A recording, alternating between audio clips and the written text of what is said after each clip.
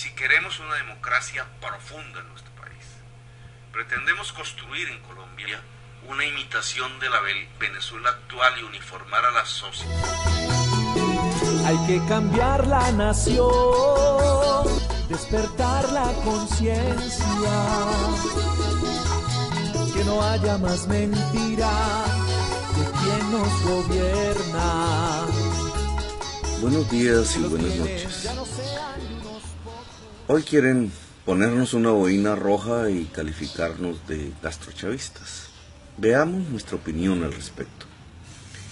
Es claro que, desaparecida la lucha armada en Colombia, esta dejó de ser la causa del miedo construido en la sociedad colombiana. El país estaría a punto de vivir, como no lo ha hecho en décadas, la sensación de la ausencia del miedo, dada la desaparición de las guerrillas, de las FARC y prontamente del ELN. La sociedad sin miedo es la posibilidad concreta e inmediata de la sociedad democrática. El miedo ha sido el instrumento fundamental con el que una casta política hereditaria ha podido gobernar sobre una mayoría de la población, a la que ha excluido de las decisiones fundamentales y de la producción y el reparto de la riqueza. Esa casta política se ha hundido hoy en una corrupción sin límites y ha llegado a niveles de incapacidad extremos para solucionar los problemas fundamentales que aquejan nuestra sociedad. Desde el pasado, el miedo ha sido el instrumento de la dominación. Con el miedo buscaron quitarle las mayorías a Gaitán, tildándolo de comunista, y al final lo asesinaron cuando él logró, a pesar de las masacres desatadas, la movilización nacional de las mayorías desposeídas y las clases trabajadoras que representaba. Posteriormente, con el miedo desatado por el chulavismo, lograron paralizar la energía del pueblo gaitanista que buscaba las reformas democráticas prometidas desde el gobierno de Pumarejo.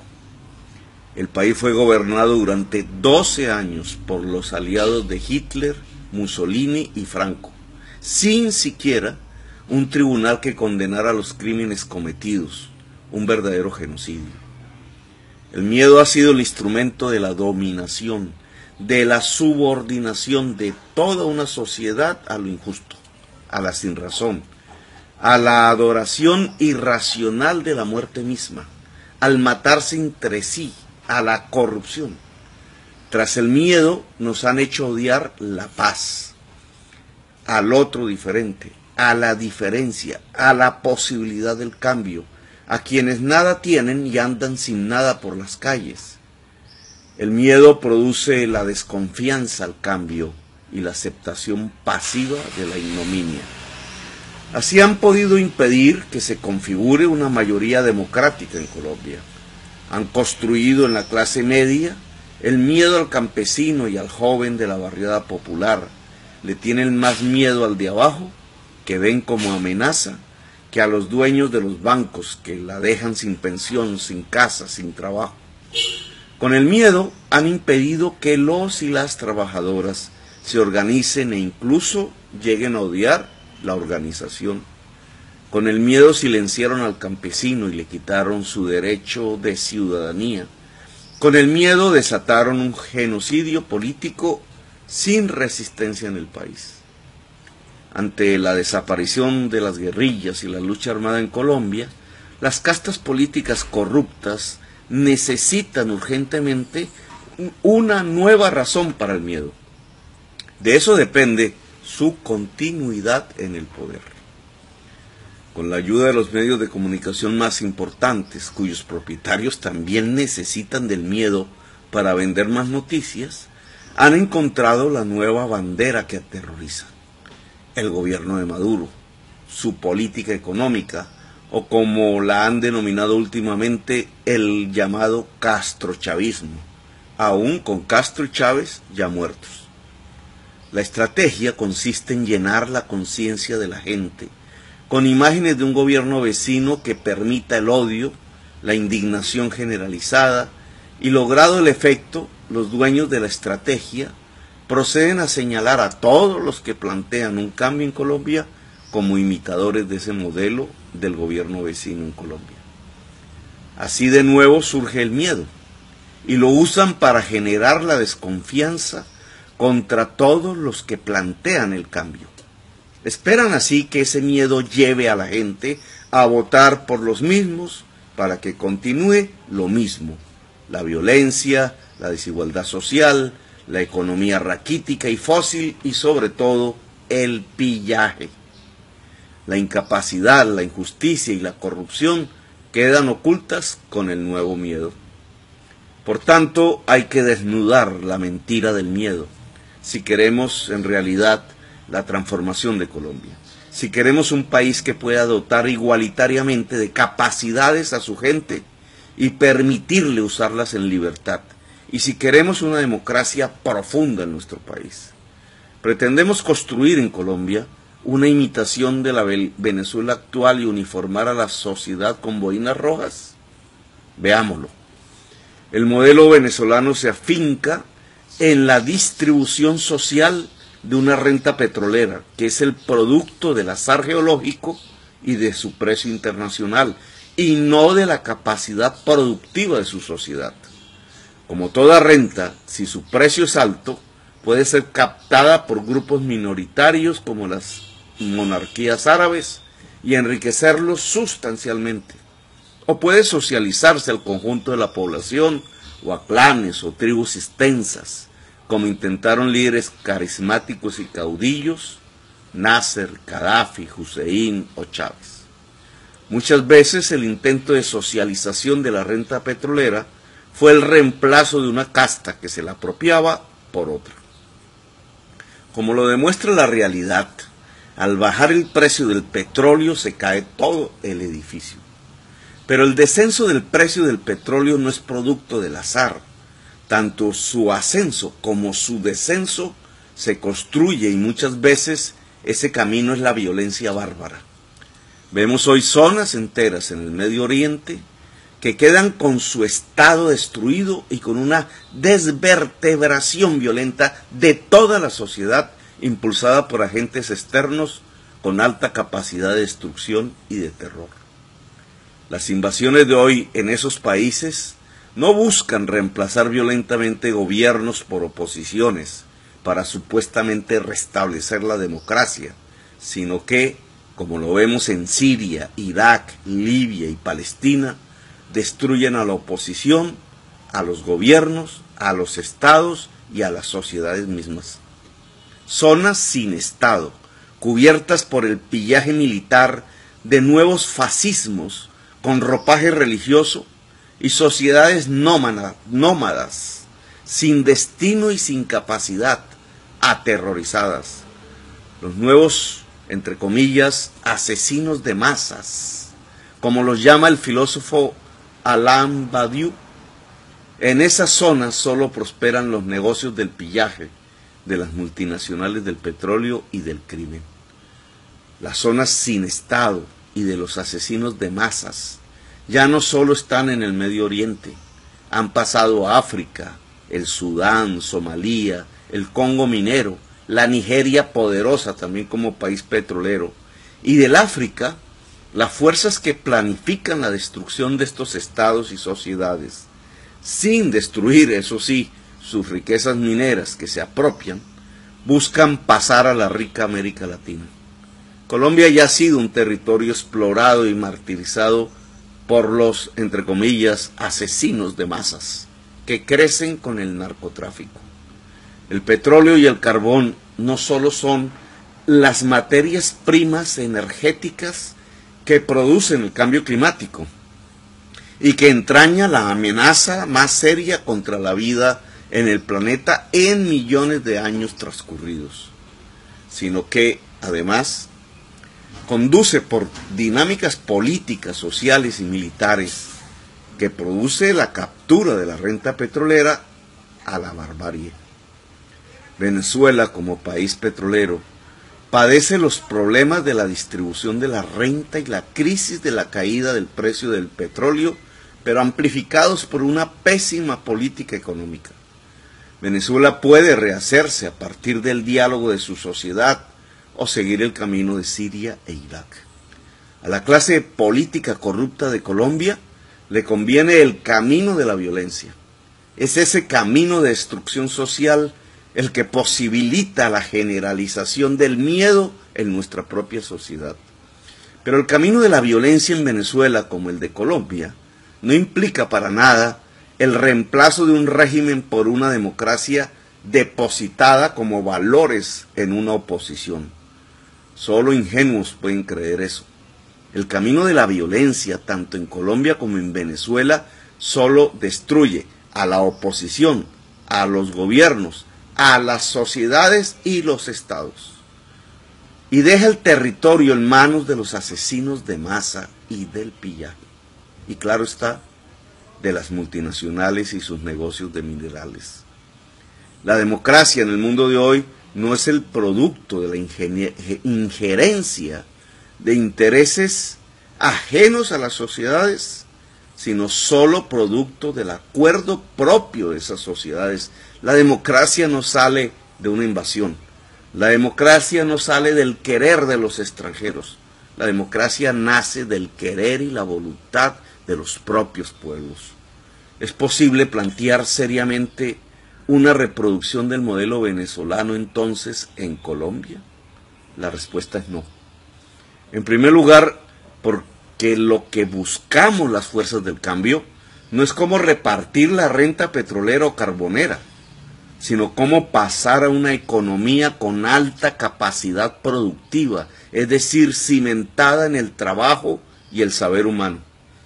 La experiencia que la depredación que ha dejado el carbón y el petróleo en la sociedad colombiana y en la naturaleza y el agua nos ha permitido ver con claridad que nuestro camino no es construir un país inmerso y dependiente de la renta petrolera o carbonera. A ese tipo de país nos llevó Pastrana, Uribe y Santos.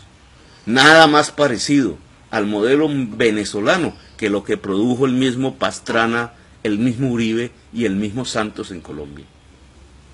A esa economía dependiente de la extracción de materias primas que producen el cambio climático en el mundo y que acaban todas las ramas de la economía productiva en nuestro país, la he llamado economía raquítica y fósil.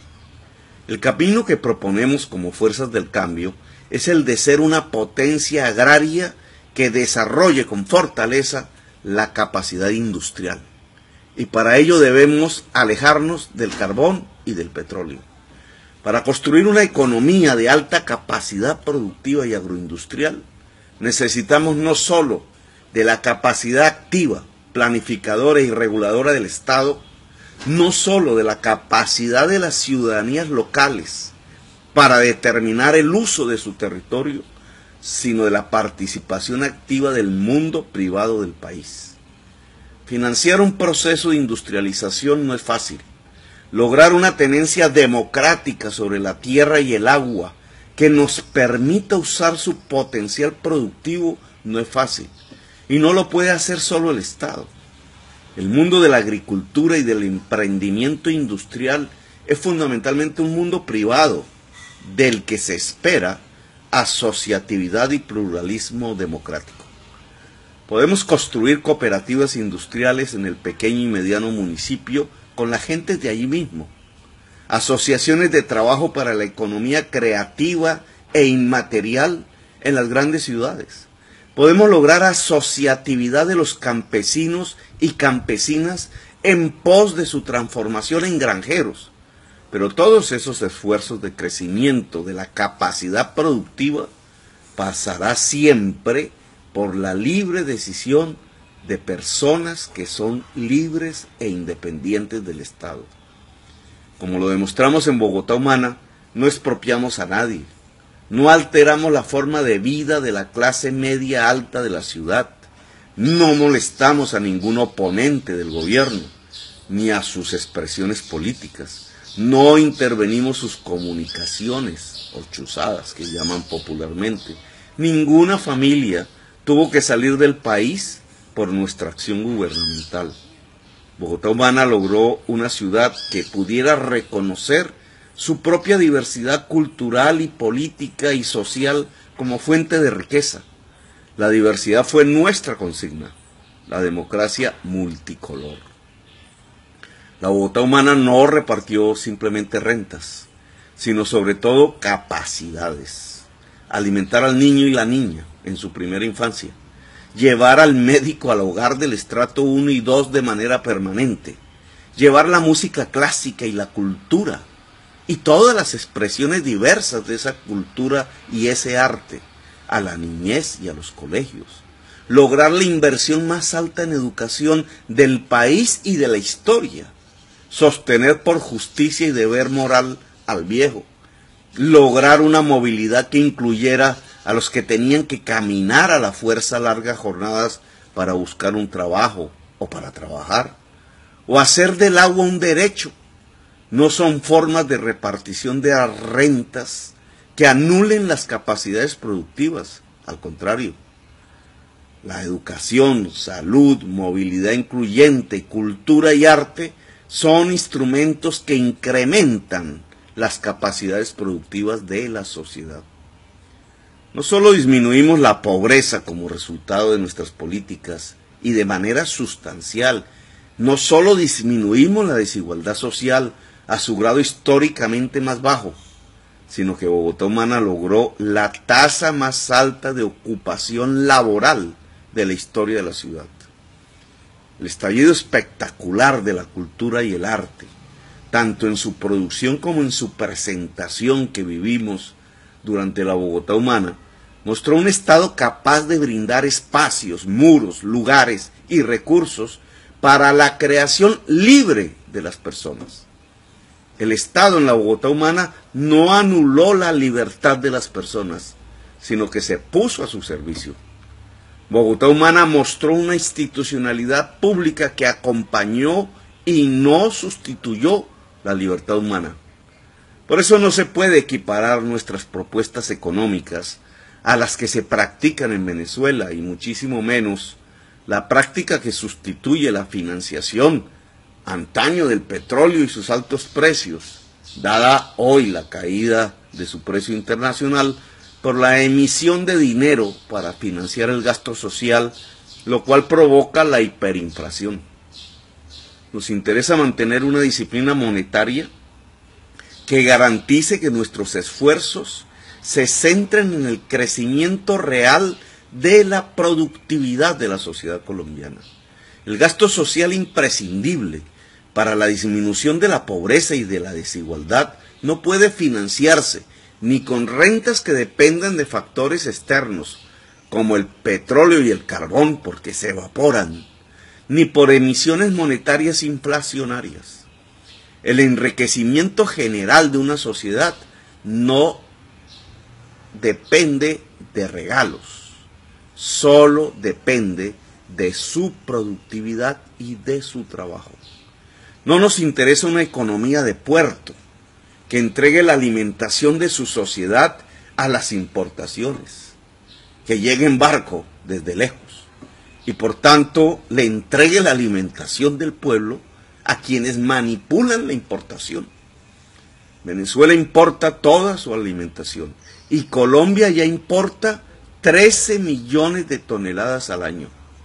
Nosotros, para convertir a Colombia en potencia agroindustrial y ambiental, como lo es hoy Costa Rica, debemos comenzar por reemplazar la importación por producción nacional, lo que implica no solamente un papel activo del Estado, sino muy activo de sus campesinos y campesinas, de las universidades y el saber, y de los y las emprendedoras que quieran producir alimentos. Si queremos que Colombia sea una potencia ambiental, tenemos que reconstruir nuestra naturaleza, ordenar el territorio alrededor del agua, revitalizar, que es una palabra mucho mejor que reconstruir, todos los ecosistemas que han sido bloqueados, golpeados, depredados por la explotación de minerales y sobre todo del petróleo y del carbón. ¿Quién dijo que la segunda potencia en biodiversidad del mundo no puede usar esa biodiversidad en función del crecimiento de su propia sociedad, sin destruirla. Así que los que proponen, o quienes dicen o tratan de irradiar a través de los medios de comunicación cómo ponernos una boina roja, les decimos que nada tiene que ver con lo que estamos proponiendo. La democracia multicolor que proponemos para Colombia Humana es un cambio real del país, que se medirá en que las personas puedan ser lo que quieran ser. La política del amor implica la comprensión del otro y de la otra, el entendimiento de lo que no es uno mismo, una construcción compartida con el diferente o la diferente, a dos, como dijera el filósofo Badiou, que es en realidad a millones, a multitudes. Así que no se dejen engañar de los constructores del miedo, porque son ellos los constructores reales de la muerte y del pillaje en Colombia.